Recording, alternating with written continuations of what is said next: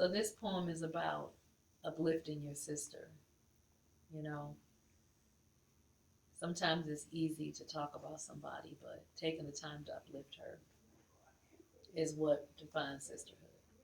My sister's keeper. You can tell by looking at her that she has seen better days. For her, life has been far from a crystal stair. It's been more like rocky roads, detours, exit ramps, and pathways taking her straight into the valley of the depths of despair. Time has no measure where she is. Each moment that she lives is exactly like the last. See, where she exists, there is no today or tomorrow. She only reflects on yesterday, dwelling, resenting, painful moments from her past. She is surrounded by beauty daily, but to her, it simply does not exist. She will walk right past rainbows leading to pots of gold, but the blindness caused by the tears in her eyes forces her to be completely oblivious. Seemed like yesterday. She was a little girl with big dreams. Vision boards filled with all the images of all the finer things. But one day, one of those rocky roads took her to a place where things weren't quite what they seemed, and there she met people who pretended that they cared. They used her and abused her innocence. Life was so unfair. And in the end, they left her as a shell of who she used to be. The hope that she had was no more, and pain was all she could see. And the vision boards, they began to crumble and they began to fade. And her hope had been deferred and replaced with regret, meditating on what she will never get. Words were pressed, so depressed. If you told her she would deserve more, she would decline it and ask for less.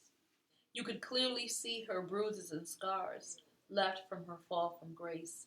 Will you turn your nose up and treat her like she is a disgrace? Reminder of how far she's fallen. Hell, when she looks in the mirror, she can't even recognize her own face. Will you look at her with disgust and dismay? Exalt yourself to keep her in her place. Will you whisper about her behind her back, words piercing her spirit like knives gliding through backs? Or will you take a moment to sit and reflect on the moments in time where you were not quite at your best? Decide to take the road advised against and traveled less, turn deaf ears to the mental GPS so you went straight to the wrong physical address. Need I digress? Or will you look at her with your heart and you will see that past all the wounds and scars, she's not that much different from you or from me. See, the power of life and death can be manifested by the words you speak.